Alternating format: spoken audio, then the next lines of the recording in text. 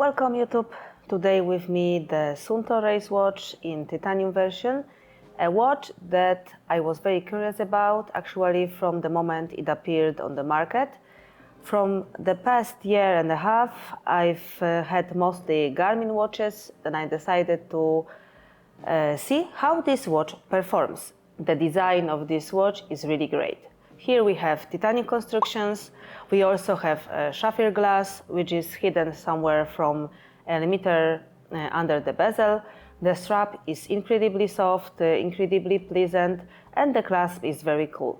Probably one of the cooler ones in the market. And even though it's 49 millimeters, which is a really big watch, believe me, it's very comfortable. The screen of this watch is AMOLED, 1.43 inch, and has a brightness of 1000 nits. This is a very good screen. In general, I don't have any major problem with this screen here, but we must remember that the sun is not currently too much at this time. Also, it's hard to say how this screen will perform in strong sunlight. Although in most new watches with AMOLED screen, I have no problem when it comes to readability in the sun.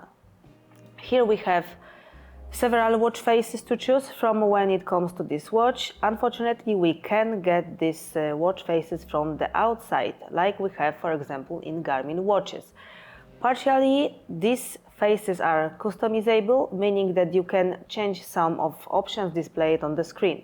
We also have always on display mode, but it follows what the watch face looks like, and is usually just a displayed time on the screen.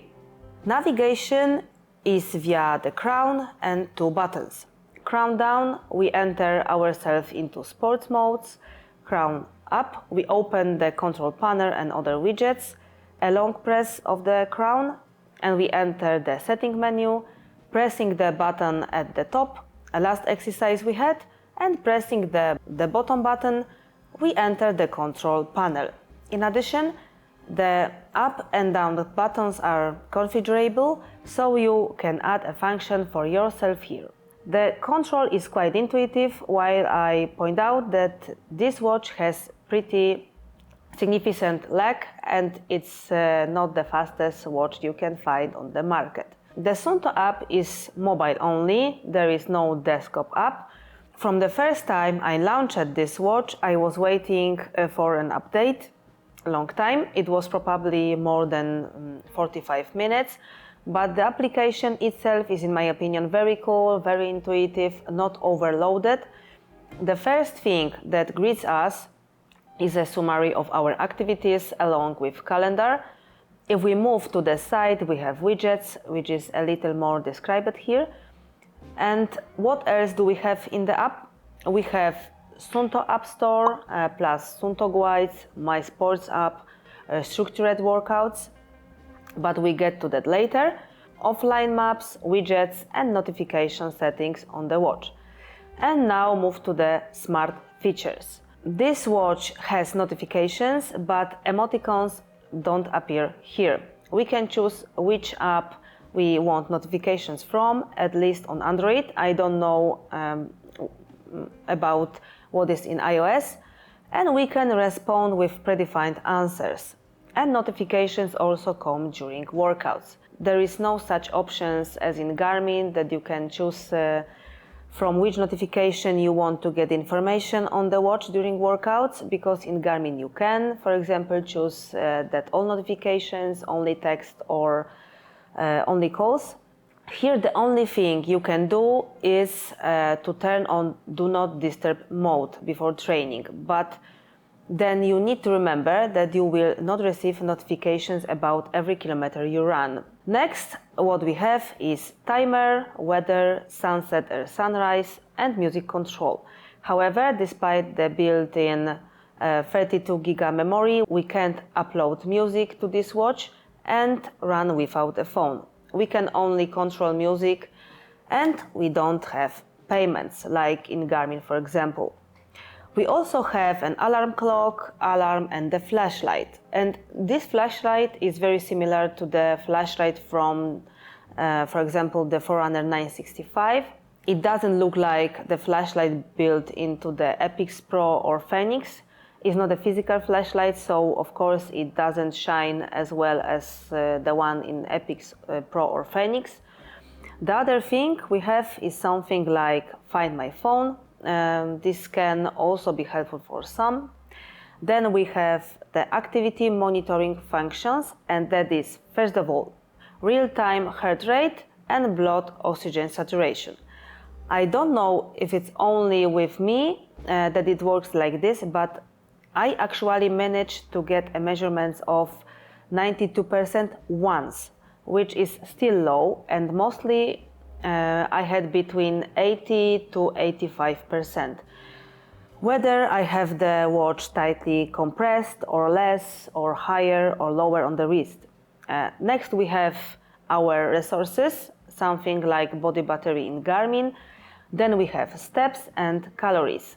And of course we have sleep measurements.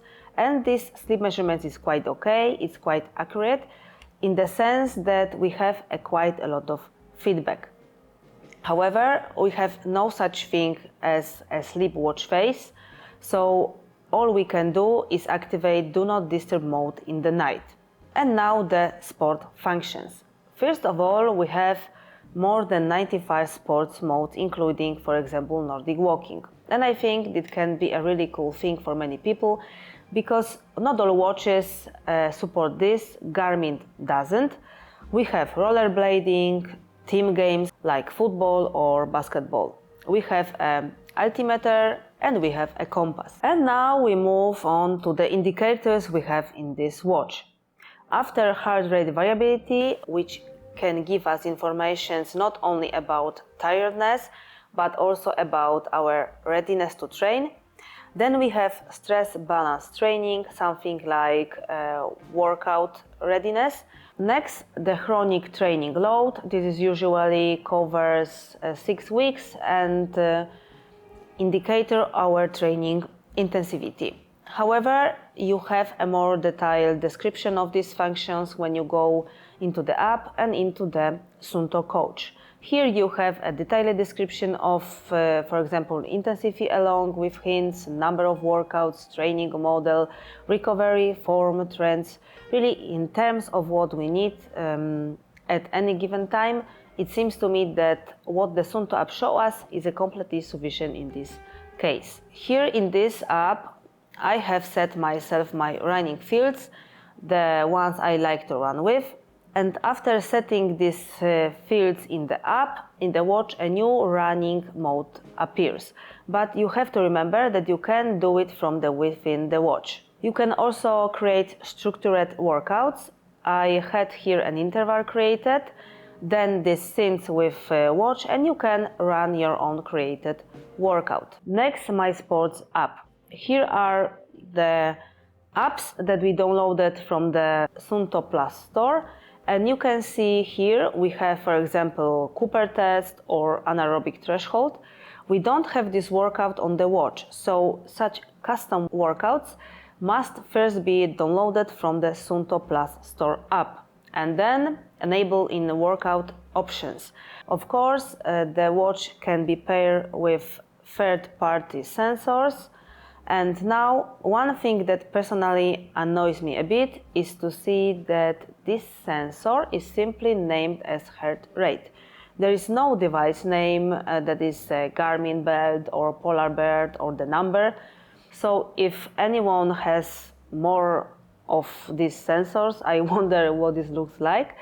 I have one, so I'm not able to check if it's possible to pair this watch with more sensors. Now, as far as GPS is concerned, the watch is based on 5 satellite systems and can be connected to 32 satellites. And thanks to this, when you enter for example, running workout, you can set a specific mode in battery mode for performance, endurance, ultra or tour, depending on how accurate you want the GPS to be and how long the watch can last in that mode, depends on your choice. I've prepared for you a few charts when it comes to heart rate sensor and GPS. First of all, here are 3 devices: Suunto Race, Polar VeritySense and Garmin Epix Pro, which I use on a daily basis. In the beginning, all the devices go similar. Then the Suunto Race start to deviate a bit. Actually, most of the time, Polar and Garmin go similar. Although, of course, the Garmin also have some deviations, but the Suunto has a bit more of that deviations. Unfortunately, however, most of the time, Suunto doesn't hit the heart rate I run with. And now another charts. Here, for the first 7 minutes, the watches went very evenly with the belt. Then the Suunto did the same thing again, that is, it did not match my heart rate. This was a run on Christmas Eve. I was dressed warmly, so overall my heart rate was a bit more crazy. And you can see that here the Suunto deviates quite a bit from what the belt shows, although the Garmin also gently diverges with the results, but not as much as the Suunto, especially in the last 10 minutes. The Suunto heavily jags with the belt's results. Here is quite an interesting situation because here was an interval. For the first 15 minutes there was a warm-up and here was a very slow run. You can see that these devices go fairly evenly, then the interval begins, which is a 10 times faster run at pace of 3.40, and you can see that here Suunto doesn't show the heart rate well. There were 10 such repetitions and only at the end Suunto began to even out. After the interval there was a cool down, which is to say a very slow run. On the other hand, the most interesting thing was the exercise on the elliptical trainer. I've been on this trainer twice, so it wasn't the only time. See, while the first minute it is, let's say, fairly even, from the second minute the Suunto shows a heart rate of 105 and Polar and Garmin indicates a heart rate about 120. And this situation actually happens until the 7th minute, when slowly Suunto begins to align with the Garmin and the belt. After that, there are also smaller or larger deviations, but let's say that somewhere towards the end it was already acceptable as far as the Suunto was concerned. I'm not satisfied with the wrist heart rate sensor monitor, and it seems to me that it's better to use Suunto Race with the external heart rate monitor. As for the GPS, I have no major complaints here. In fact, this GPS performs quite well. Purple, it's a phone, so there is nothing to pay attention to. Laps were taken here, so there are a lot of these lines, although I really don't have a major objections in terms of how the GPS works here. And we will see more here in terms of another locations. And so here I was running on the side of the road, and then there is kind of forest road, something like that. So here I also don't have any major objections in terms of how this watch works on GPS. I would even say that the Suunto performs better in places when it comes to the track than, for example, the Epix Pro for me. And now the maps. To use the maps, first of all, we have to download the maps from the Suunto app. And when I download the map of the one place in Poland, it took probably 45 minutes, and the watch then has to be plugged into the charger. So this is another complication. And now how the maps work. We can use navigation along a loaded road, we can return to a point along a trail, or we can also navigate to a point. I hope I'm pronouncing this correctly. This is simply a selected point or building or some kind of viewpoints. And unfortunately, but there are no street names when using maps. Now, maybe later they change this and add the names of the streets. If you use maps, then when we look at the maps, then the map is white. On the other hand, I guess in order to save battery life, if we don't look at the screen, this map just fades to black. This works just fine, the screen is readable, so I don't have any major objections here. And now the battery. This watch, when it comes to the battery life, is really great. Here we have more than 26 days in watch mode, and according to the producer, notifications and 24-hour heart rate measurement should give us more than 12 days. And how was it with me? During sleep monitoring, it goes down 1 to 2%. During such about an 1 hour running training, 2 or 3% in performance mode.